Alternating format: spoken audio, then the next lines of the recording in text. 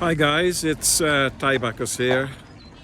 Wednesday the 28th of January, back at the iconic Hastings seaside.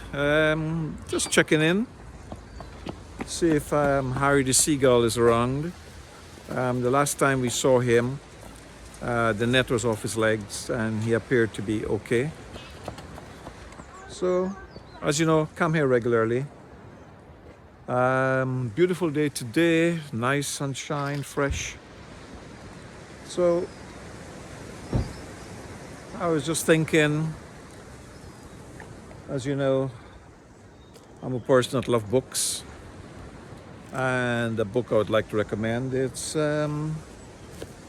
this one here that I'm revisiting, The Alchemist by Paulo Coelho. I was fortunate to meet Paulo Coelho some years ago at the Cannes International Film Festival, south of France. I was there presenting some of my movie projects. What I do is I'm an independent producer, director, screenwriter, and love books. I'm just a big fan of books. I've always, from a young boy growing up, the library was my second home. So